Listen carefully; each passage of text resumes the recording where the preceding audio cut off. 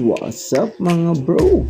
Nagbabalik na naman ang silip at giya ni Boss Bro ngayong araw ng Friday, May 22, 2026. Ito nga pala ang Easy Win Racing na magbibigay ng mga kabayo na pwedeng manalo ngayong araw ng Biyernes. Merong inihanda sa atin na 8 pakarera ang Philippine Jockey Club. Kaya tara, isa't isahin natin kada race kung sino ba ang mga pwedeng manalong kabayo. Start na tayo ng ating race 1. Race 1, first pick 6, cover races 1 to 6. May 5 kabayong tatakbo, sila Shiver Me Pink, si Red Queen, Legitify, Manila Debay at si Hole in One. Dito ang pampremera ko. At baka singling ko na rin mga bro is si Hole in One. Ang huling takbong na itala ni Hole in One is nung nanalo siya kina Elias Star at saka kay Zoom. Meron din tong takbo na sumigundo naman siya doon kay Lucency noong March 1, 2026. So dito nakikita ko lamang na lamang to si Hole in One. Nasa labas pa siya. Pero tignan natin maisigi mga bro. Dahil itong race 1 puro de bandera yan. Kabayo ang tatakbo dyan. Si Shiver Me Pink, si Red Queen, si Legitify, tsaka si Hole in One. Lahat yan nasa unahan. Kaya pwede yan. Baka magkaubusan. Ang matitirang matibay ang siyang mananalo. So sa race 1, ang pili at sipat ko dyan ay walang iba kundi si Hole in One. So solohin ko na yan mga bro. Race 2 na tayo. Start ng ating winner take all. Merong 8 kabayong tatakbo. Pero 7 betting options lang. Dito, nakikita ko naman na pampremera is yung galing sa panalong si Pretty Penny. Umentadong umentado dahil nung May 9 lang yan. Huling nanalo nung tinalo niya si Sky Magic at si G's Favorite. So siya lang din yung nakikita kong di bandera dyan. So baka mapabayaan at makatapos. Naglagay din akong pang segundo. Yung galing din sa panalo na si I Love Mati. Cambio Hinete pa to. From JB Guerra, ngayon JL Lazaro na ang rerenda. Galing din to sa panalo nung tinalo niya si Little Annie at si Go Getting noong February 14. Tinalo din niya sila Pretty Penny at si Apollo. So magandang bakbakan ito. Naglagay din tayong pang Tricera Panoporta, yung number 2 horse na si Fast Sailing na nakikitaan natin ng preheba na 1.16.2. May magandang takbo rin yan nang sumigundo yan kay Heroes del 99. Kaya tingin ko di kalabit na kabayo. Panay biyahe lang to nung nakaraan. Baka ngayon na isalikwat at ilabas. Kaya dyan sa race 2, doon tayo lalapag kay Pretty Penny, I Love Mati at si Fast Sailing. Pas muna ako sa couple entry na size ngayon mga bro. Kung kursonada nyo, isama nyo na lang. Race 3 naman tayo mga bro. Start ng pick 6. Dito yung number 6 horse ang nakikita natin pampremera na si Simply Jessie. May last official run to noong October 27, 2025. Nung Tromaicera siya kay Nefer Yuri at Brown Missile.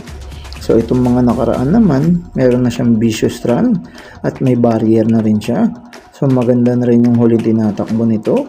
At sabi nga ng ating kaibigan, maganda na raw ang tinatrangko. So siya pa rin ang ating first choice kahit galing siya sa bakasyon.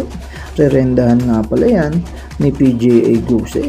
So kung pam-suporta naman ang hinahanap natin, tingin ko si Brotherhood na rin, si Marvin's Pride ang nakikita kong pwedeng panuporta. Last run yan, sumigundo yan kay Attorney Winona noong April 26. So cambio hinete rin yan from PR Dilemma. Si J.A. Guse na ngayon ang magrerenda. So race 3, Simply Jessie at Marvin's Pride lang ang ating nakikita. Race 4 naman tayo, start ng pick 5 mga bro. Dito, meron tayong 8 kabayong tatakbo. Dito yung iba naglaban-laban na rin. So dito tayo sa ating first choice na galing sa panalo, si Lucky Julian. Although cambio hinete to, no? From JB Guerra to kay Imalapera. So tingin ko, kaya pa naman itong umisa dahil sa 1741 split. Pwede pa ulit makaulit ng panalo itong si Lucky Julian. Naglaban na sila ng ating second choice na si Quincy. Huling laban yan, head to head din. Pero ang nanaig doon is walang iba kundi si Lucky Julian. So second choice natin dyan is si Quincy na rin. Dahil tingin ko babandera yan dyan at walang magiging abala sa harapan kundi si Don Damiano lang. Naglagay tayo ng ating third choice. Itong si Doña Chicha ay nasagad na sa grupo. Na tingin ko rin yung last run niya noong April 19, pumangalawa to kay Lady Bagred eh. So ngayon sagad na sa grupo. Tingin ko naman wala nang rason para hindi pa ilabas yan ni Boss JC. So sa race 4 na yan ang ating pili. Lucky Julian, Quincy at si Doña Chichay. Race 5 na tayo mga bro. Start ng ating pick 4. Meron dyan 7 kabayo na kung saan naglaban na yung iba dyan na si Mr. Manilenial at si Super Tatiana. So yun, since nabanggit ko na ang ating pamprimera si Super Tatiana. Noong February 25 naglaban na yan. Dalawa sila ni Mr. Manilenial. So tinalo ni Super Tatiana si Mr. Malinenial. So yan, ang second choice na rin natin. Siyempre, number 1 horse na si Mr. Manilenial na sasakyan ni JR De Ocampo. Kung sakasakaling maipapanalo sa race 4 ni Quincy, kabitan sa hinete yan. JR De Ocampo yan. Naglagay din tayo ng ating pantraysera. Yun nakikita natin na mamaba na sa laban na si Luck in the Ring. Last win nito noong February 25, nung talunin niya naman si Amazing at si Carried Away. So sobrang baba na rin sa laban ni Luck in the Ring. Kaya dyan sa race number 5 ang ating pili is yung number 6 horse Super Tatiana, number 1 na si Mr. Manilenial at yung number 5 horse na si Luck in the Ring. Race 6 na tayo mga bro. Last XD, last DD1. Dito, sisingilin ko na yung number 5 horse na si Super Daily Den. Silbing batak lang to ng huling takbo. J.A. Gucci on top pa, kaya sigurado tingin ko marirenda niya na maganda to at maipapanalo. So sa race number 6, susuluhin ko na yan, Super Daily Den. Kung may nakikita kayo na pandagdag o pandihado ninyo, isama nyo na lang mga bro. Pero ako, win or lose, susuluhin ko na yan ngayon, Super Daily Den. Race 7 na tayo, last DD. So dito may 3 kabayo tayong napupusuan. Ang pamprimera natin, si Stand and Faith. Yung last win naman nito, tinalo niya sila Rule the World at si Electrify. March 21 kung hindi ako nagkakamali. At syempre gamay na rin to ngayon ni James Ciego. Kaya tingin ko siya ang horse to beat dito.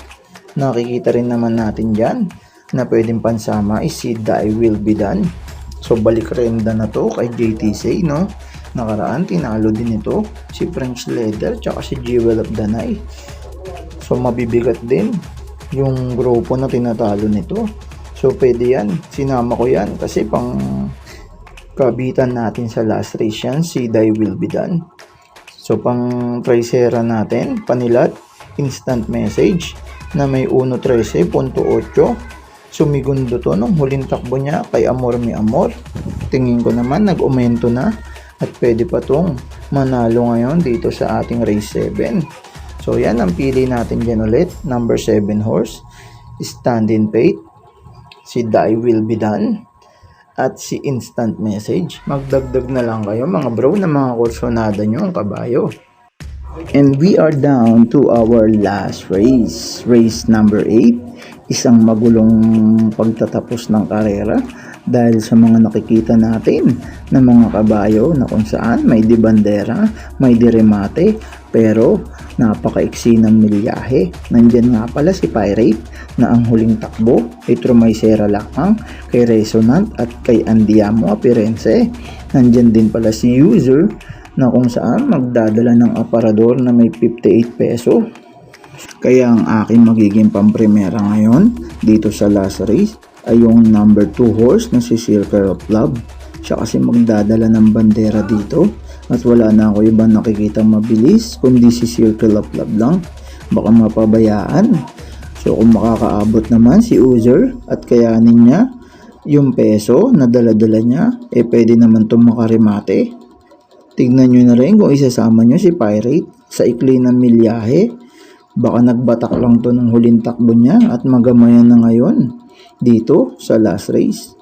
So question nga ba kung sisinggilan na si Pirate o magdadagdag? Ako, ang nakikita ko lang dyan, ang pampremera ko is si Circle of Love. Panigundo ko naman dyan si User. At syempre, isasama na rin natin si Pirate dahil paratingan. So kayo mga bro, magdagdag na lang kayo, makibalita kung sino ba yung mga labas at biyahe ngayong araw ng Biyernes. Muli, maraming salamat at dyan po nagtatapos ang ating silip at giya ni Boss Bro. Maraming salamat nga po pala.